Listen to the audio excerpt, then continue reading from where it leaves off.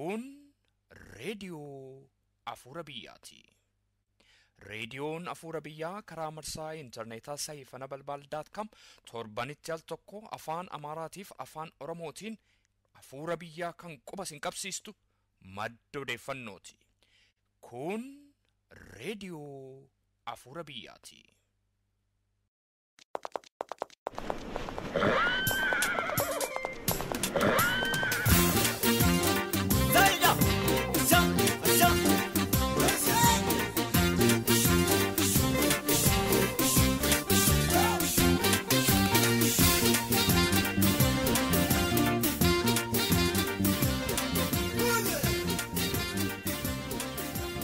Yeroo kana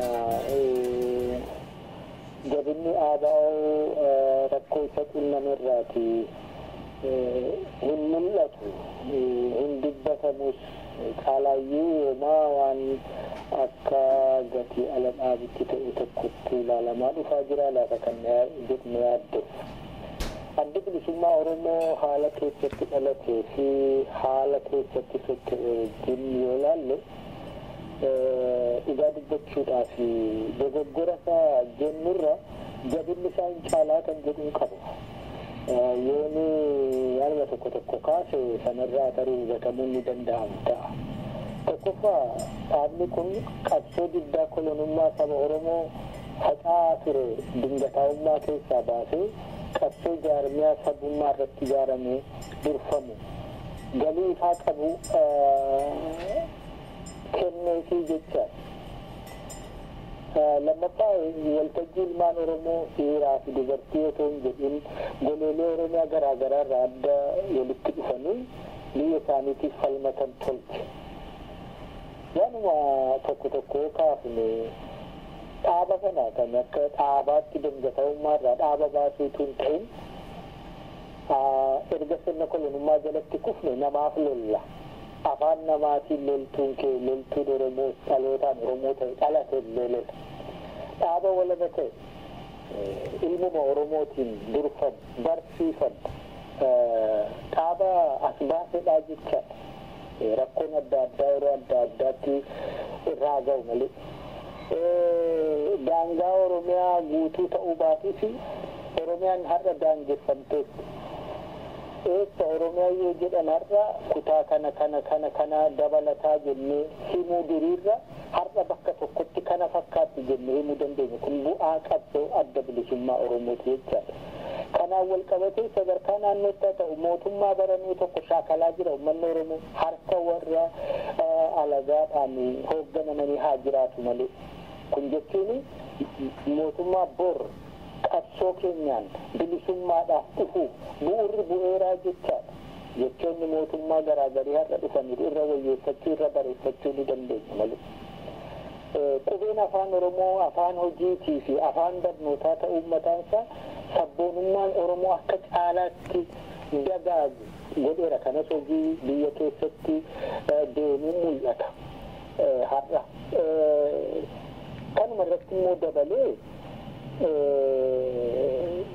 sochiin yeroo ce'umsaa uummanni agarsiisu qarqaratti tokkoon hafin agarsiisu sadarkaa addunyaatti illee dhagahama Oromoo ol kaasuu caalaa warrumti mootummoonni aangawaan mataa isaanii akkatti dur Itoophiyaaf hubatan deebisanii akka of gaafatan bu'uura buuseeraan jedhu. Kanaaf ABO'n rakkoo isaa yeroo ammaa isa xinname kan gargar ba'uu isaa kan yeroo xiqqoo irraanfanne yoo dura deebinee kan gilgaalli ta'e ija sabboonummaatiin akka tariin keenya yeroo dallan yeroo aar yeroo waan mufachiis waggaa 40 maal keessa turtan bilaasa ofumaatiin rakkisaa baatan jedhu sanaa miti. Dhugaan jiru kanadha jechaadha. Kanaaf kanammoo kan fide kaayyoo qabannee kaanidha. Kanaaf deeggare uummatichi kanaaf sanatti jabaachuu barbaachisaa kan jedhu qaba. Obbo Galaasaa Dilboo hayya duree adda bilisummaa Oromoo duraanii waliin gaaffiif deebii goonerraatii kan kunneen sin dhageessisnedha. Akkam jirtu jaallatamtoota dhaggeeffattoota raadiyoo Afuura Biyyaa. Raadiyoon Afuura Biyyaa sagantaa ishee torban kanaa qabattee kunoo dhiyaatteetti. raadiyoon hafuura biyyaa hayya duree adda bilisummaa Oromoo duraanii obbo Galaasaa Dilboo waliin gaaffiif deebii bal'aa gooteetti. Gaaffiif deebii kanas kutaa lamatti turtee kutaa jalqabaa har'a qabattee dhiyaatteetti. Harka caalaa sagantaa keenya har'aas kan qabatu sakana ta'a. Sagantaa keenya kan nuun eegallu garuu akkuma yeroo kaanii oduudhaan ta'a. Amma gara oduuttan isin dabarsa.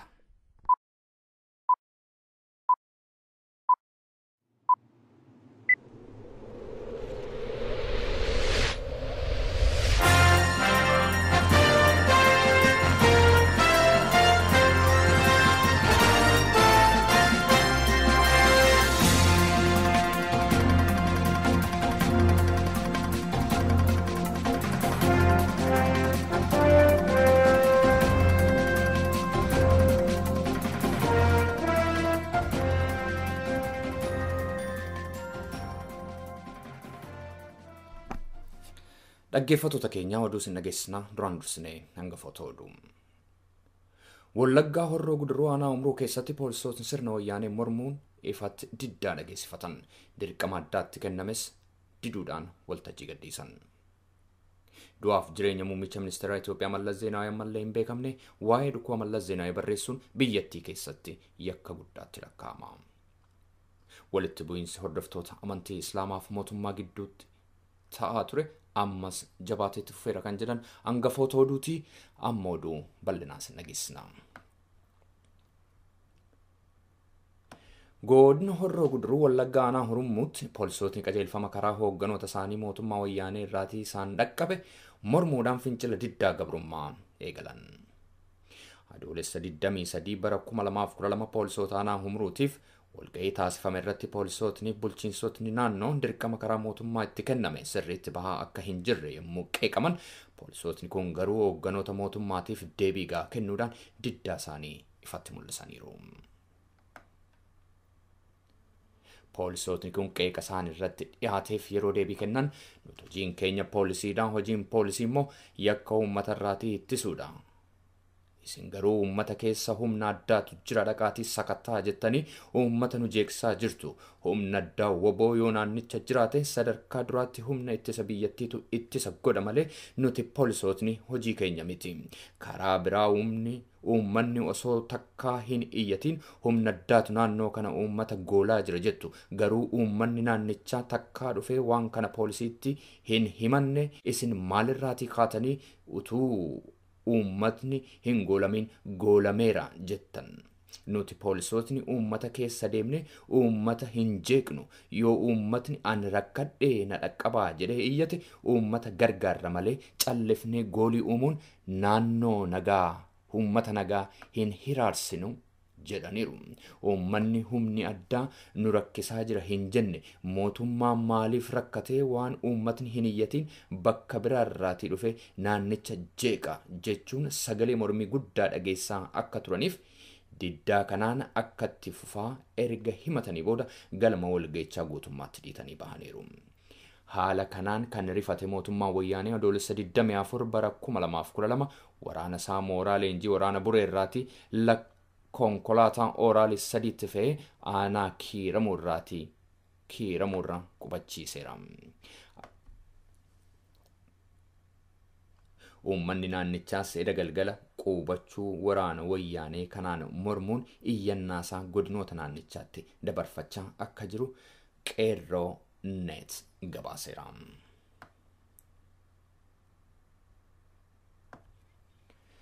Du'aaf jireenya muummicha ministeera Itoophiyaa Mallas Zeenaawii ammallee hin beekamne. Waa'ee dhukkuba Mallas Zeenaawii barreessuun biyyattii keessatti yakka guddaa ta'uunsaa himame. Dhukkuba hamaatiin qabamanii du'aaf jireenya gidduutti kan jiran carraan jireenya muummicha ministeera Itoophiyaa Mallas Zeenaawii hanga ammaatti sirriitti kan hin beekamne si'a ta'u maddi sabquunnamtii garaagaraa Mallas erga du'anii bubbulaniiru oduu jedhu kaasee namni kun fayyanii manatti galaniiru hamma jedhutti oduu garaagaraa qabatanii ba'aniiru. Maddi oduu allafrikaa.com akka gabaasetti Mallas erga operaasiyoonii ta'anii booda Juulaay 20 galgala gara mana isaanii Finfinneetti deebi'aniiru. Haa ta'u malee mootummaan Itoophiyaa oduu kana hin mirkaneessin jira.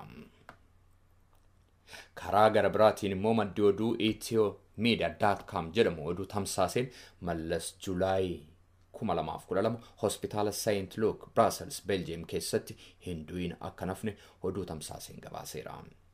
Erga janama duraatii badanii baatii tokko kan lakkoofsan Mallas Zeenaawi sababa miliquu isaaniitiif mootummaan isaanii yaa kanaa otoo hin jedhin erga ture booda walgahii dhaabbata tokkummaa Afrikaa irratti waa'een dhukkuba isaanii afaanii nama baanaan yeroo jalqabaatiif ibsa kennuuf dirqameera. Haa ta'uyyuu malee bakka buutotni mootummichaa ibsa isaan dhimma kana irratti kennan kan warri kutu ta'uu isaarrayyuu hawwiif fedhii isaanii kan calaqqisiisu malee dhugaa akka of keessaa hin qabne beekuun danda'ameera. Fooyyaanii hojiitti deebi'uun Mallas waan hin fakkaannedha kan jedhan taajjabdootni baay'een yoodhumallee fooyyaanii lafaa ka'an biyyatti gaggeessuudhaaf carraa isaan qaban raawwachuusaa furdisanii jala muru. Kunatu kanumaan jiru mootummaan Itoophiyaan gaazexootni biyyatti waa'ee dhukkuba Mallas akka hin barreessine seeraan dhorkeera. Waa'ee dhukkuba muummicha ministeeraa Mallas barreessuun yakka guddaa ta'uu isaarrayyuu gaazexaan kana godhee argame ni cufama. Torbee darbe keessa gaazexaan dhuunfaa Fitii jedhamu dhorkaa kanarra darbuudhaan waa'ee dhukkuba Mallas Zeenaawi barreesseef gaazexichi cufamuunsaa ibsameera. Amaluma isaa ta'ee pireesii walabaa akka qoraattiitti kan sodaatu mootummaan Itoophiyaa gochaasaa kanaaf dhaabbilee mirga pireesii tiksan irraatii mormii guddaan isa qaqqabuusaas beekuun danda'ameera. Walitti bu'iinsa hordoftoota amantii Islaamaaf mootummaa gidduu ammallee jabaatee itti fufe. Baatiiwwan kan lakkoofsisee walitti bu'iinsi musliimotaaf mootummaa gidduutti ittuma caalaa dhufuusa gabaasni reediyoo Afuura Biyyaa qaqqaban mul'isaniiru. Gabaasotni kun akka mul'isanitti musliimota hiriira nagaa ba'aniif hidhattoota mootummaa gidduutti walitti bu'iinsa dhalateen namootni kumaatamatti lakkaa'aman mana hidhaa galuu isaaniirrayyuu namoota hedduurra immoo hubaatiin qaqqabeera. Akka namootni tokko jedhanitti baay'inni namoota hiriira nagaa kaan irratti hirmaatanii baay'inni namoota hiriira nagaa Egypt bal'eensa Taahiriirii gad yoo ta'uudhaa baateyyuu ilaalcha sabquunnamtii addunyaa hamma ammaatti hin argamne jedhaniiru. Dhaggeeffattoota keenya oduun har'aaf qabnu kanuma yeroo gaarii.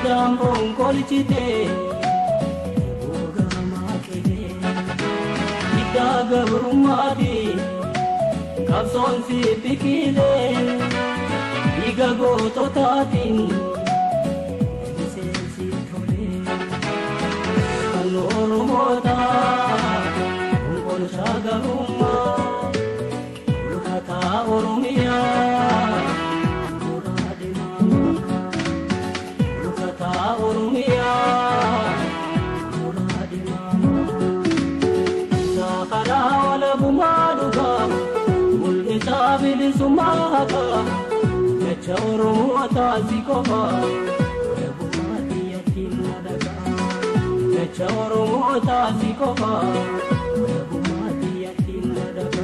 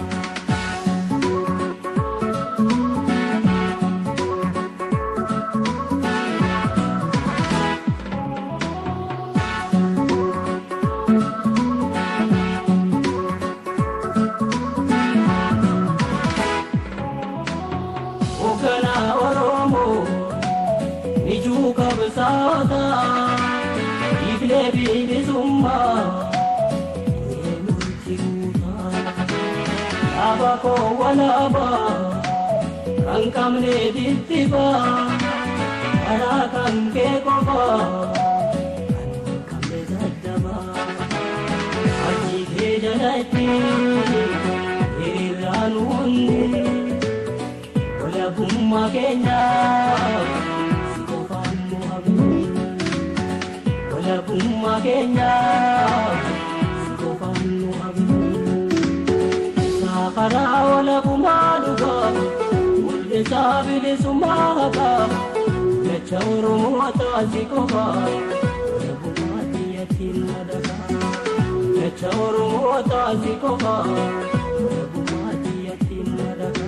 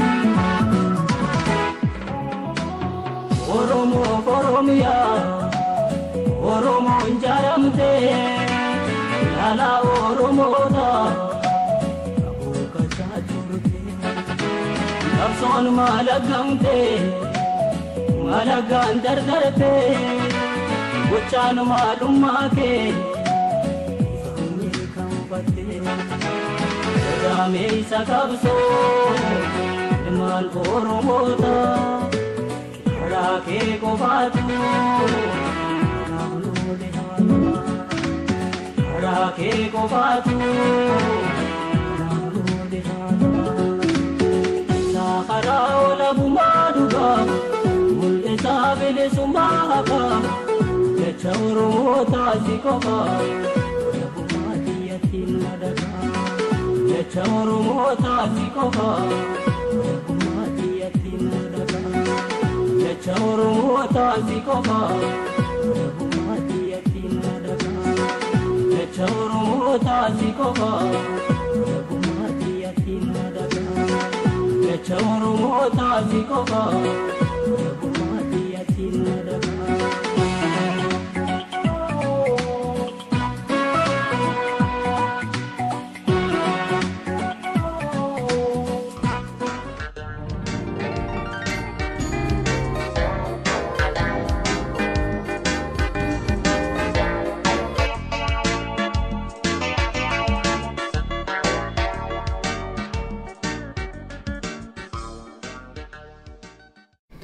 Obbo Galaasaa Dilboo Hayyiduree Adda Bilisummaa Oromoo Kaduraanii yeroo ammaatti garee ABO kan obbo Dugaasaa Bakakkoon hoogganamuuf hooggana olaanaa obbo Galaasaa Dilboo affeerraa raadiyoo Afuura Biyyaa kabajuudhaan keessummaa raadiyoo Afuura Biyyaa taatanii dhiyaachuu keessaniif maqaa dhaggeeffattoota raadiyoo Afuura Biyyaatiin guddaa galatoomaan isiniin jedha. Ati galatoomii Jalli Israa'el. Obbo Galaasaa qabsaa'oti Oromoo waa'ee mataa isaanii utuu isaan macaafa barreessanii hin agarru seenaan isaanii nama biraan barreeffamee osoo dhiyaatu hin ilaallu aadaan kun saba keenya gidduuttis baay'ee hin dagaagne garuu seenaan qabsaa'ota keenyaarraa seenaa hoogganoota qabsoo bilisummaa Oromoo irraa dargaggootni keenya barumsa guddaa argatu jennee abdanna. Galaasaa Dilboo dargaggummaa isaa akka inni itti qabsoof kenne dhalooti tokko ni beeka. Mee warri hin beekne akka irraa baraniif keessumaa iyyuu hegeree Oromiyaa kan ta'an dargaggooti Oromoo akka hubataniif maaliif gaaffii Galaasaa Dilboo eenyu jedhu irraa hin kaanu? Galatoomi waa'ee seenaa kana dhaabni ani keessatti ijoollummaadhaan hirmaattee hadha aadaa guddaa tokko kan inni ammallee kabaju tokko qabaa. Aadaan kunis seenaa nam tokkorra bakka guddaa kan qabu seenaa dhaaba keenya, seenaa uummata keenyaatii fi caalaatti sammuu dabalee kan qabsaa'ota dura wareegamanidha. Kanaaf waa'ee nama tokko dhugaadha. Seenaa ofii kaa'achuuf namni waa dubbachuu barreessuus hin danda'a. Seenaan namootaas ta'ee kan qabsoo keenyaa buluma dura itti yaadamee kan qophaa'uu qabudha. Kan mataa kiyyaa kan ilaalteen bakki dhaloota kiyyaa dhiha Oromiyaatii kutaa Wallaggaa Naqamteetti hin dhalatte. Barnoota kiyya sadarkaa duraa fi kan sadarkaa duraa bakka lamaan tokkotti ni baradhe. Sadarkaa lammaffaa immoo naannuman dhaladhetti ni xumure. Bara 1974 yuunivarsiitii Finfinnee seenee barataa waggaa duraa ta'ee ni dhiisee qabsootti fuuleffadhe. Booda garuu carraa argameen barnoota kiyyatti fufee digrii kiyya duraa intarnaashinaal istadiitti birmadheera. Qabsootti kan hin dabalame erga yuunivarsiitii Finfinnee seenee booda. Yuunivarsiitiitti barattoota Oromoo naannolee Oromiyaa garaa garaa dhufan wal barachuun carraa argatte. Achirraahis maatii yeroo sana gurmaa'ee ture keessatti hirmaachuu jalqabe. Hirmaannaa kanaanis namoota maqaan isaanii qabsoo kanaanii dhaaba kanaan wal qabatee dhahamuu alatti socho'aa turan jechuun mana barnootichaa alatti socho'aa turanii wal barachuu carraa argatte. Egaa akkasiin inni qabsootti dabalate. Waan kana wajjin wal qabatee waan kakaafte garii dargaggummaan kee akkam ture kan jedhu dargaggummaa kana akka dargaggeessi hawaasaa keessa jiru lammaffaa immoo dhimma kanaan walitti hidhamne ala jiru dabarsutti hammin dabarsee xiqqaadha. Irra guddaan yeroo dargaggummaa kiyyaa waanuma qabsoo kanaa walitti hidhatetti darbeen jedha. Gaariidha Obbo Galaasaa, adda bilisummaa Oromoo dirree qabsoo hidhannooti hanga mootummaa keessatti qooda fudhachiisuuf qarqara bosona Oromiyaatii hanga magaalaa guddittii Finfinneetti hooggantaniittu isa boodas hoogganaa turtanii bara qabsoo kana hundaa keessatti gama qabsoo bilisummaa Oromootiin dogoggorri inni guddaan maali jettu? Injifannoo inni guddaan yoo isa kami jettanii nutti himtu? Gaaffiin kun gaaffii yeroo dheeraa dabre duuba deebi'anii gamaagamuu gaafata. Gaaffii seenaa dhaabichaa walakkaa tokko himuu jechuudha. Kunis ta'ee haala darbe haala amma keessa jirru keessa ejjennee ilaaluun rakkisaadha. Har'atu akkas ta'eera jennee jechuunis ni danda'ama. Garuu dhugaa gaafas lafarra ture akka gaafas turetti nama tokkotti himuun salphata. Falamsiisaa ta'ee falamni sabqunnamtii addaan hin cinnetti ni geessa jedhee yaaddoo faanan qaba. Akkuma zabana kanaa karaa adda addaatiin obboleeyyan waliin turre waan adda addaa kaasanitti kan hin jedhuu fi sababa malee miti. Dogoggora adda bilisummaa yeroo ilaallu dogoggorri yeroo jennu maal jechuu keenyaa, dogoggorri maaliin madaalamaa, haala akkasii akkamii keessatti ta'ee jennee sigaa of gaafachuu barbaachisaa. Kanatu dhimmicha yookaan gaafficha ta'e bal'aa godha.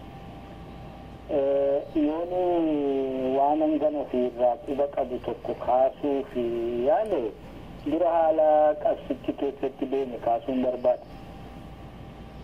Adda bilisummaa Oromoo haala akkaan rakkisaa ta'e keessatti yookaan baay'ee rakkisaa ta'e keessatti dhalate. Dhaaba wanti hundi guutamee fi akka har'a dhaaba itti ilaalluu fi itti ilaaluus barbaannu itti dhalate miti. Wanti hundi itti hir'uu ture. Yoo hir'ina inni qabaachaa ture akka har'a ilaalluun of duuba deebinee ilaalle garana maalumaafuu qabsoo sanatti seennee nama jechisiisa. Yommuu dhugaa jiru ilaalle ituu gaafas waan qabnuun qabsootti seenuu baanne har'a waa'uma qabsooyyii dubbachuu dandeenyaa kan jedhu tokkotu kaasaa jechaadha.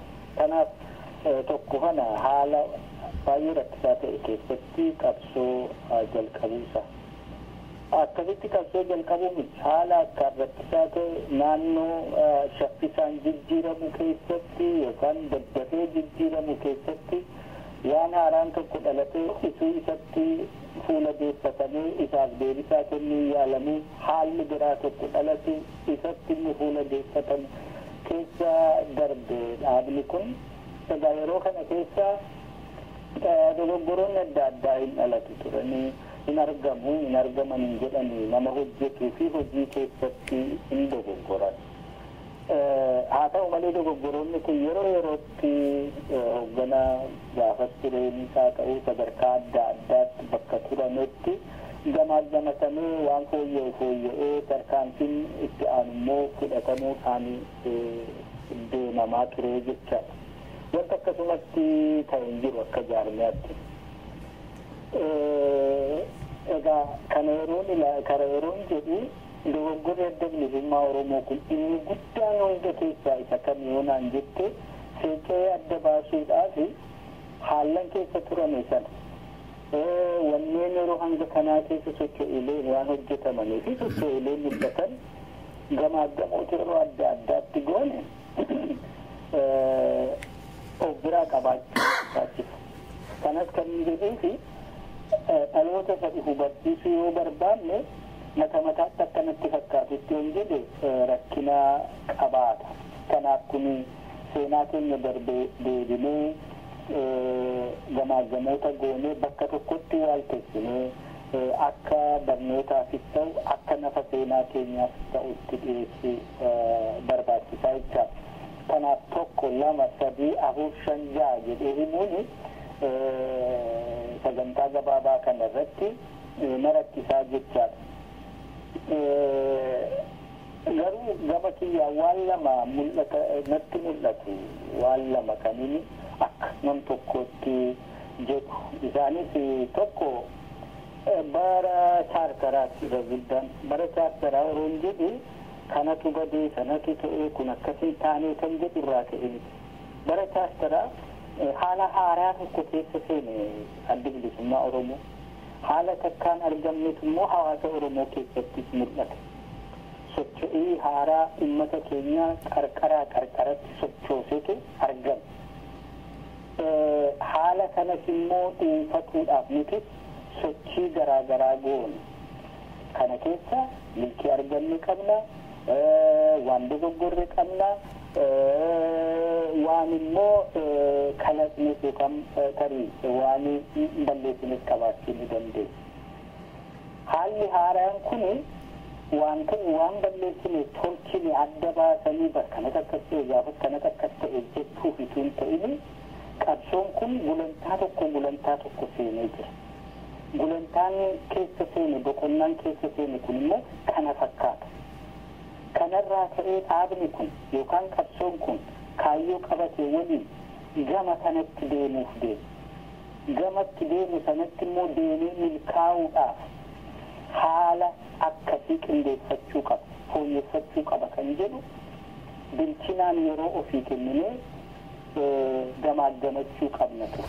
Fakkeenyaaf isin waan nu kaastan qabdu kana keessatti haalli jijjiiramuu qabu yookiin immoo haalli fooyya'uu qabu sagantaa siyaasaa dhaabichaas haa ta'u akkaataa tooftaa inni itti dhimma ba'u wanti haala amma jiru kana keessatti fooyya'uu qabu jira jettu. Isan kaasuu barbaade amma isattan deemaa jira. Haala dhalate sana gamaagamannee sagantaa keenyaa wajjin ilaallee akkamitti gama fuulduraatti ce'uu dandeenyaa kan jedhu tokko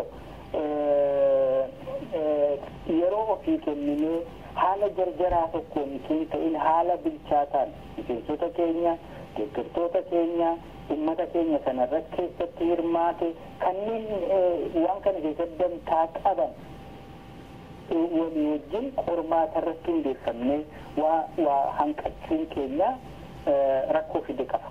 Maal jechuuti?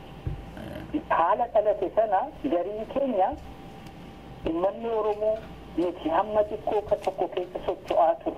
Garuu hafuuraan nu quba qabu har'a galagalee bahee jira. Galagalee bahiinsi isaa kuni guddina dammaqa qalbii saba keenya agarsiisa.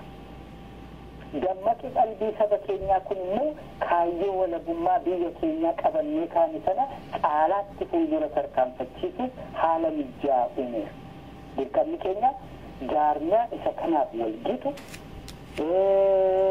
aadaa warraaqsaa isa kanaaf walgitu tolchuudha.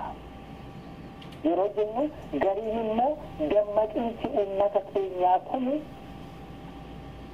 aangoo politikaa impaayera Itoophiyaa dhuunfachuuf kan nu gargaarudha. Kanaaf addunyaa ofitti hawwatuudhaaf, qabsicha saffisiisuudhaaf humna uummataa, deeggarsa uummataa kana gama sanatti haa jijjiirrisiisnu kan jedhu fideessa. Falamni kun lamaan dhaaba keenya keessatti ituma xunxuruu yookaan immoo ituma xiqqoodhaan coccobuu sadarkaa guddaa gahee afanfaajjiin itti fide garaagarummaan itti fide egaa boodayyuu immoo akka keessa jiru kana fidiif ta'ee jirta. Obbo Galaasaa mee asirratti mee akka fakkeenyaatti wanta yaada qabxiilee falammii kaasan kana keessa waa muraasa nu himuu dandeessu? Qabxiin ammasiin jedhu kun mataan isaa qabxii falammiiti bara. Qabxii falammii kan isa taasisu maali? Gorsa uummata keenyaa akkasitti qarqaratti socho'e kaayyicha kan jijjiirsisu miti. Kaayyoo jijjiirrannu kan jechisiisu miti. Uummata humna murtaa'e naannoo murtaa'e keessatti gamanatti kaayyoo sana qabannee sochoone erga uummata keenya qarqaratti kaafne kaayyicha dhugoomsuuf carraan jira, deeggarsi jira, isaan itti dhufuu qabnaataa fi yakki isa kanaan immoo aangoo politikaa Itoophiyaa yoo sarbine impaayera Itoophiyaa kana yoo dimokiraasiitti deemne irra saffisnaa irra bu'aa argannaa isatis baasaa akan jedhu isaan kun lamaani daandii ilaalcha poolitikaa jiranidha jecha. Hundee isaatti deebine akkasitti ilaala Oromoof duuba deebi'ee ilaala kun ilaalcha mataa kiyyaati. Yeroo sanatti dhaabbanneetu waan kana xiinxalle kiisa gooyyuu geenyee waan biraatti hin deemine adda bahiinsi keenya isa baha. Kana dhiyeessii kana lamaan lakki kana jennaa miti kana jechuun miti kun jechuun kana jedhu kun xiqqaataa dhufa ta'a turee jedhee yaada. Kanaafuu ammallee yoo ta'e akka duraan turreetti itti fufaa jirra. Sirna hojii keenyaan haa ta'u waan adda addaan haa ta'u. Isa kana dhaabbannee ilaaluu qabna. Dhaabbannee ilaaluu qabna yeroo jedhu akkasi kaayyoo ganamaa deeggarsa guutuu ummatichaa qabu itti wal dhaabnu yookaan immoo akka tokkotti daddabsinu tokko itti goonuu ilaallachuu kan jedhuuf ni teessifne. Gaariidha obbo Galaasaa, mee wantoota bara mootummaa cehumsaa ta'an keessatti hanga ammaatti gaaffii sammuu namaa keessa deddeebi'u tokkotu jira. Innis immoo waa'ee waraana bilisummaa Oromoo mooraa seensisuuti. Gaaffiin kun hoogganoota ABO sadarkaa garaagaraa irraa jiranii fi yookiinis immoo turaniif dhiyaateera. Mee dhimma kana irratti ga'een keessan maal fakkaata? Yookiinis immoo ga'een keessan maal ture? Mooraa seenuun waraana bilisummaa Oromoo miidhaa inni fide jira moo hin jiru jettu?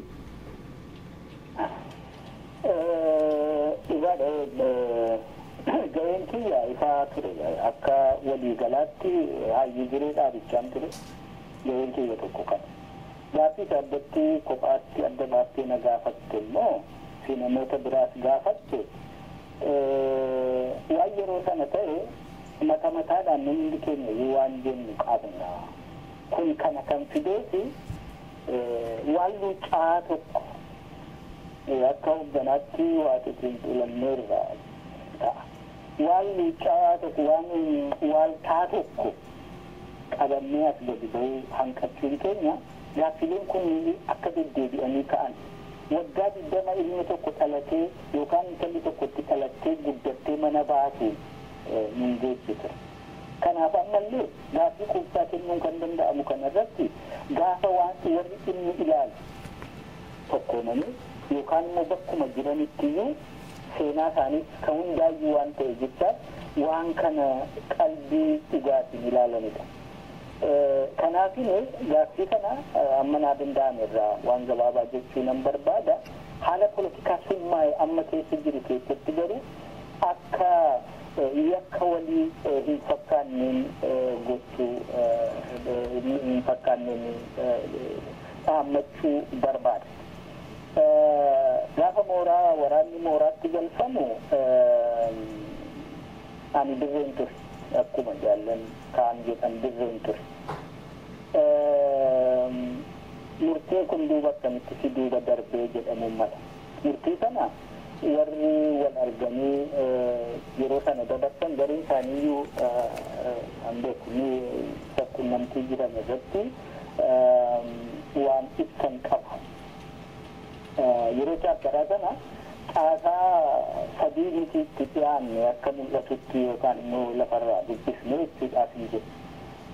Tokko caasaa humna keenya bakka lamaan ture sana geggeessitu jira. Dhiha baha. Gidduutti immoo qaama tokko kan Jaana Hayyuu Jireedhaan durfamu kan waa'ee mootummaa keessatti waan hojjetamu quba qabaatu jira. Murtii sana isaantu fudhate. Murtii sana akka fudhatanitti nutti dabarsanii fudhannee jecha. Asirratti gaati amma gaaffiin koo murtiin kun ituu isin hin beekin darbe moo ituma isin beektanii darbe? Murtii kana eessaa ka'ee akkamitti ka'e akkatti quban qabaachifame malee waan ani bakkan argametti waliin irratti haasofnillee jiran se'u hin jirullee haa ta'uuti. Kana jechuun isinii sagalee itti laanne jechuudha murtii kana irratti. Beektaa waan akkasii kana sagalee jechuun sagalee sun warri qaamni ilaalu hundi bakka tokkotti argamnee sirna jaarmichaa hordofnee yoo itti haasofnee irratti wantichi waan sagaleen gahu yoo ta'e sagalee itti kennamudha. Haalli keessa asirratti mee waanan jechuu barbaade wanti murtee guguddaan akkasii dhaaba keessatti fudhatamu karaa hayya duree darbuu qaba miti maaliif kun murtii guddaadha waraana dhaaba tokko mooraa seensisuudha waraanni mooraa tokko yommuu dhaaba seensisu garee tokkotu murteessa moo hayya dureen adda bilisummaa Oromoo irratti mallatteessuu qaba wanta kana irratti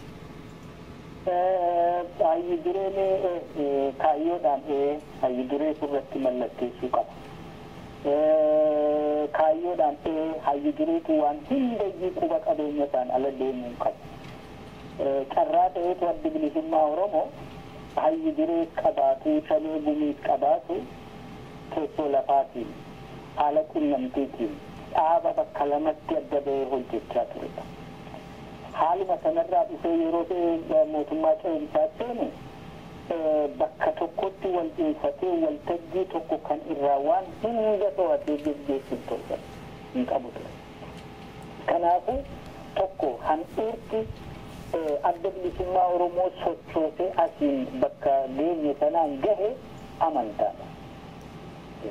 Amantaa kaayyicha irratti, amantaa saganticha irratti waliin jirutu amantaa jaalawwan waliin jiran irratti uumu. Sinaa sana ta'uu baate godinni bahaa dhaaba biraa godinni biraa dhaaba biraa dhaaba lamaanitti mootummaa ce'umsaatti dhiyaanna yookaan kaan hafee lolaa yookaan kaan immoo seenee akkasitti argina turre jechaadha. Akkuma kanatti itti dhiyaanne gaafa mootummaa ce'umsaatti inni kun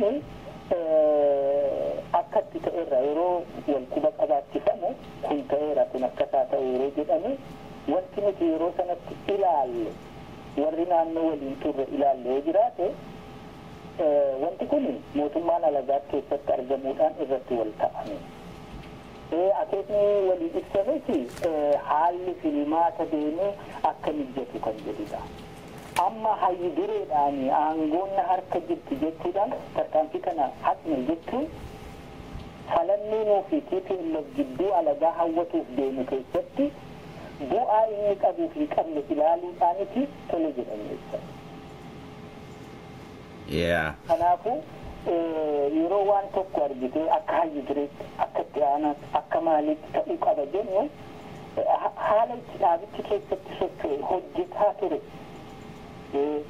Kan amma rakkina jiru kana raase amantaa kaayichatti walitti qabnee akka matsaafa amantiitti itti wal jala deemame sana faallomuutu fide amantaa sana. Kanaafuu caasaan amantaa sana hordofee deema ture jechaadha. Kanaafiyyuu yeroo sana waliigalee tarii namni maaliif waliin geenyiree hin danda'ama ture maaliif akkas ta'uu dhaberee maaliif ati argitee achitti dabarsee kana gochuu dhabdellee jechuu hin danda'a. Haa ta'uti gabaabaatti alisanii jedhu hayyi dureen ture.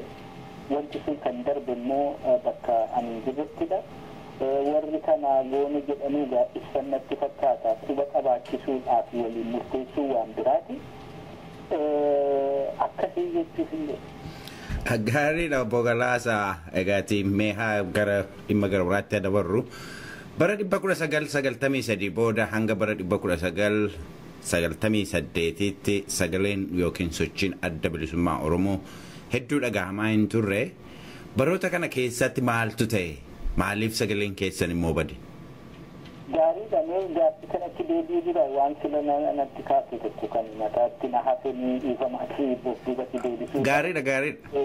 Miidhaan jira moo miidhaan ga'u hin jiru. Akka tokkotti na dura hayyi jireenyi dhaaba keenyaatti waan ibsu qaba. Waan gargaare qaba. Taliigaa humnichaa humna faca'ee lafa bal'aa keessa ture yeroo hanga murtaa'e mooraa tureedha. Yeroo hanga murtaa'e kana keessatti gargaare waan immoo miidhee qabaa jechaadha. Humni kun yeroo bakka tokkotti walitti qabanitti lafti humni kun keessa socho'aa ture banaa ta'ee yaaddoo uummatatti hin jennu yeroo gabaabduu sanaaf. Lammata immoo gaafa humnichi dura dhaabbannoo mooraa dhaabbahutti fi falmaa seenee mooraa bahutti mooraatti waan ta'e qabu. Takkoon isaayyuu gabaasaan naga'een jiru haa ta'u haa ta'u. Miidhamni ga'ee jiraate erga mooraa bahee salanni itti fufa caalmaa humnaatiin ta'edha jecha. Sunu wareegamni kafalameera garuu guddaan isaa maayini namni keenya kun hangatti yeroo gabaabduu walitti qabame sun leenjisni argate kun haala itti fufaa ta'e kan ofirratti hirkatanii socho'uu barbaadu kan haala qabbanaawaa hojiin poolitikaa irra itti illee qabu keessaa bahe kun faca'u harka diinaa bu'uu qunnameeraa jecha. Kanaafuu miidhaan yeroo jennu miidhaan qabu jira. Qooda immoo gumaacha qabaachaa taliigaadhaaf qooda kenneera akkuma kanaan dura ni jira jedhametti.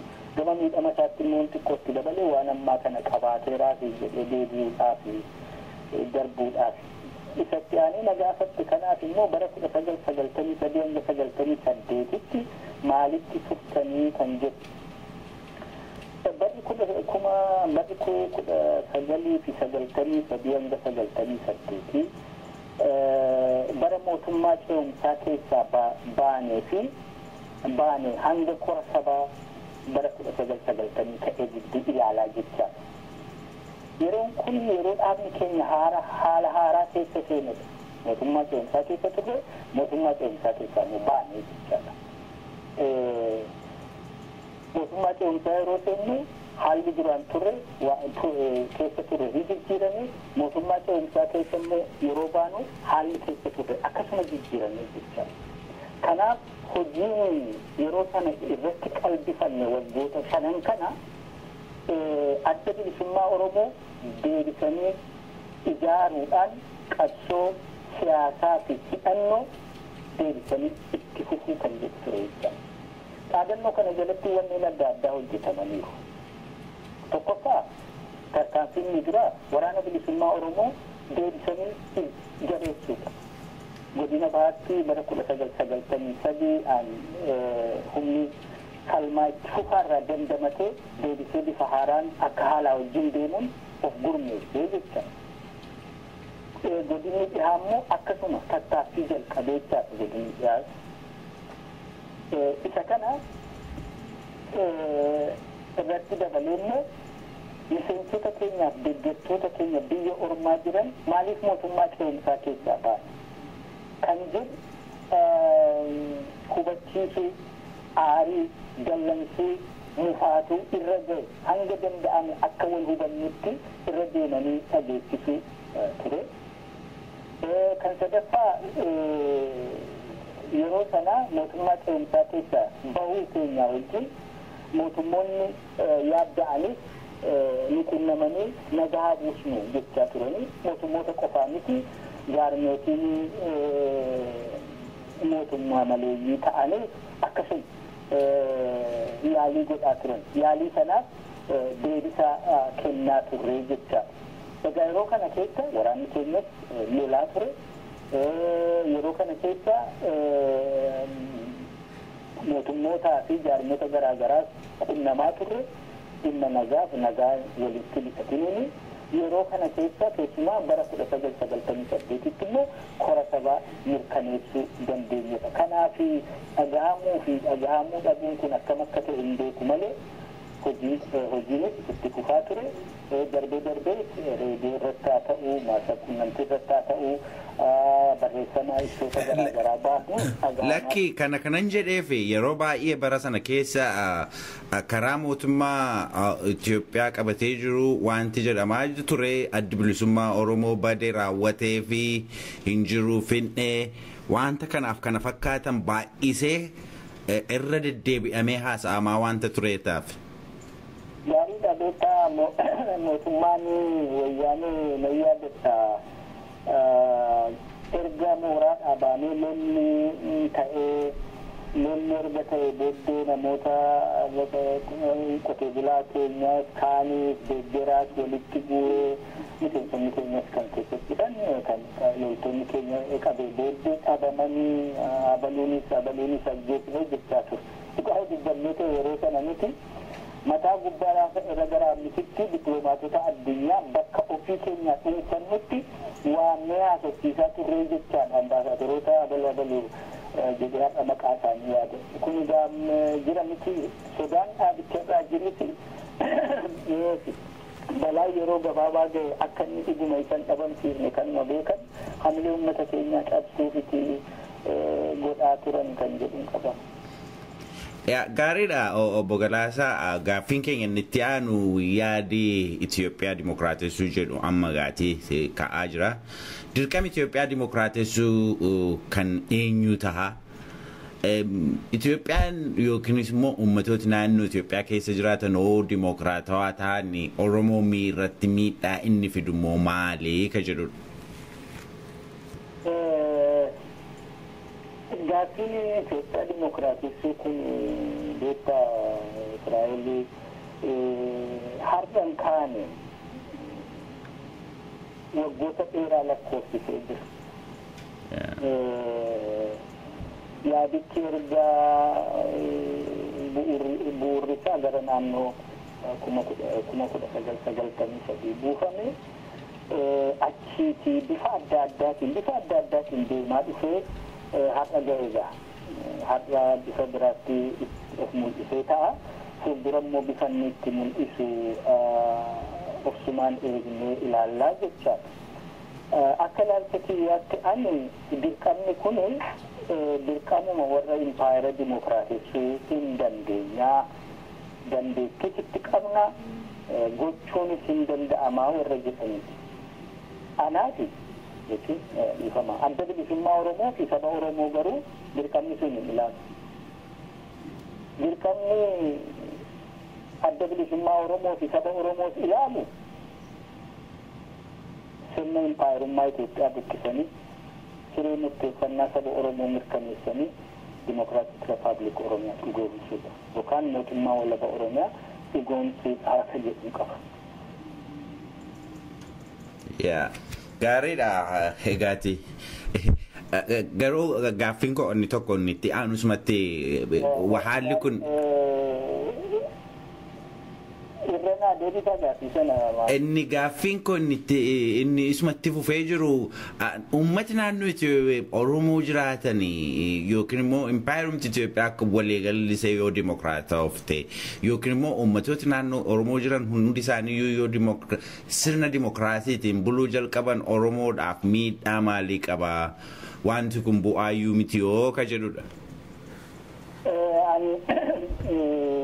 Miidhaa qaban jenna. Miidhaa jechuun yoo hundi uummataa akka hawwii keenyaatti dimokiraatawaa waa ta'a ta'e fakkiin amma keessa jiru waan keenya hin qabne.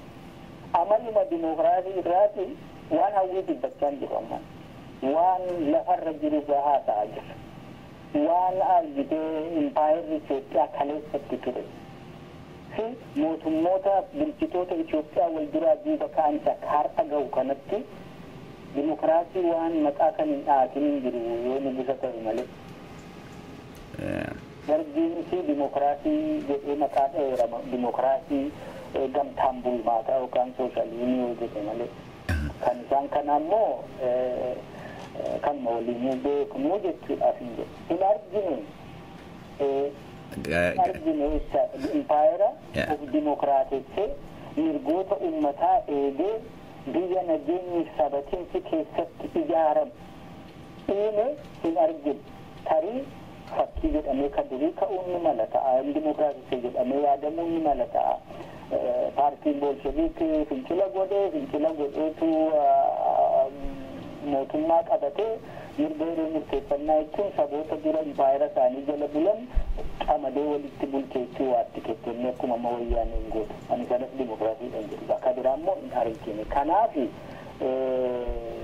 saba biraa ofii keenya mee dura bilisoomsinu. Dimokiraasiin ofii keenyaatii dura of bilisoomsineetu waa'ee nama biraa dubbachuutti kaasa.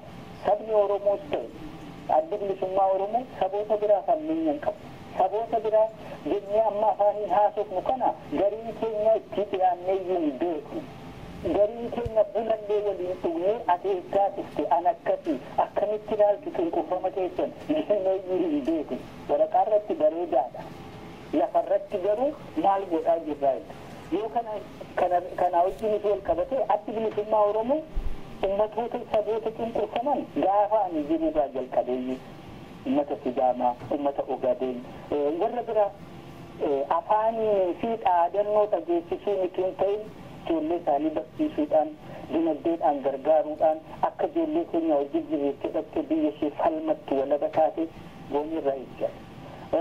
Warra Ogaadeenis akkas waan hangatti qabne walii qoonnee dirree qabsootti walitti dhufnee bakka hamtuuttis wal argine isaaniifis hawwii gaarii qabaachuudhaan firoota ofii arganne akka argatan gochuutti qooda itti uffanni kennineedha. Kanaaf dimokiraatawuu isaanii hin jibbin impaayera Itoophiyaa jalatti dimokiraatawuun hin danda'amu.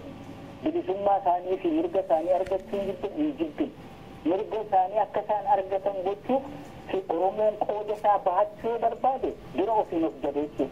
Yoo ofii jabeessuuti lakkoofsa isaa yoo humnatti jijjiireti warra biraa kabajaa argate waahila waliin haa taanuu jedhuun. Kanarraa kan hafe waan hin beeku jiranitti akka biraatti qooda keenya ilaalla ofii jabaannee lakkoofsa keenya humna keenya lakkoofsa keenya jaarmiyaatti jijjiirree waan mul'ataa yoo argamsiisuu dandeenye saboota biraaf waan guddaa hojjennu hawwii gaarii qabnu kan argitee isaanis akkuma keenya mirga argatan jedhu kanaan achi nuti gooftaatti ta'uuf deemnaa laata kan jedhu na sodaachisaa itti.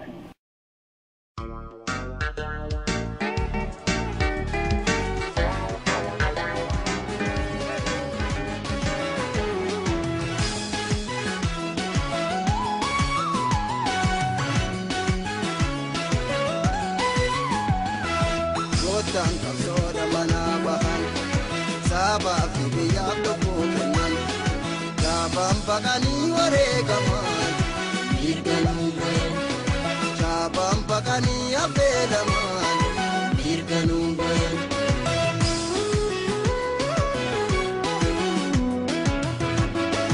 Gotan kamsoda manabahan Sabab biyab lokokeman Chabam bakani waregaman irganumben Chabam bakani abelaman irganumben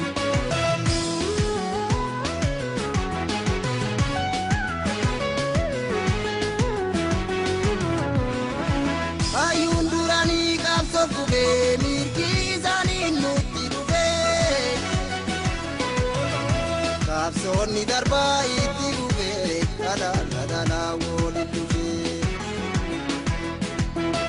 dhiiree gotoleedhaan arganne nullee qabannaa kunuunfanne galmaanga jechuun utuu qabaa ijoollee Oromoo lammanne nullee qabachuun nuti qamaa kaayoo goota lubbuu kennanii dhiiree biyyaa fi dabanii duubaa fi gasaanii elmanii. Gotaan qabsoodhaaf nu jabanii mirgaaf lubbuu isaanii dabanii nullee qabannaa kaayyoo jaraa tukkuu qabdisaa bamaraa.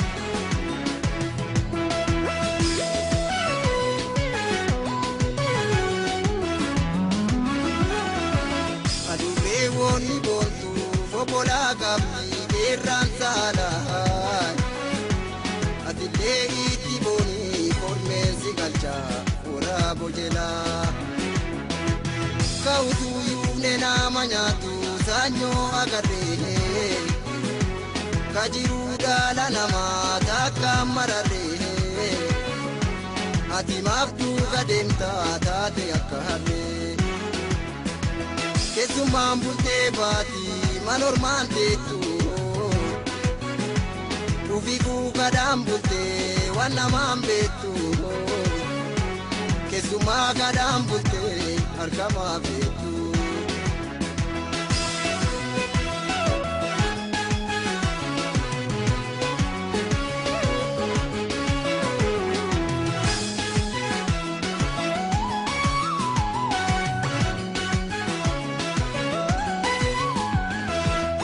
Kootaan qabsoodha manaa bahan sabaa fi biyyaa tokko kennan saabaan baqanii wareegaman mirganuun gahan saabaan baqanii affeelaman mirganuun gahan.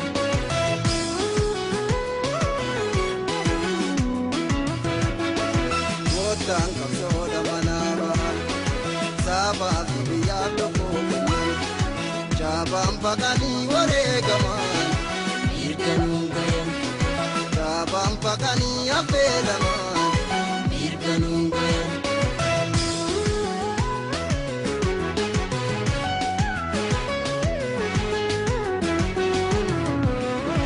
Hayyuun duraanii qabsoof kufee mirgi isaanii nutti dhufee qabsoonni darbaa itti dhufee dhalaala dhaala waliin dhufee dhiiree gotoleedhaan argannee lulleen qabannaa kunuunfannee galmaan gayachuun nutu qaba ijoollee Oromoo lammannee lullee hubachuun nu dirqama kaayyoo goota lubbuu kennaniif dhiiree biyyaa fi dabanii dhugaaf dhiiga isaanii elmanii goostaan qabsoodhaaf nu cabanii mirgaaf lubbuu isaanii dabanii hundeen qabannaa kaayyoo jaraa kukkuu gogaaf dhiisaa bamaraa.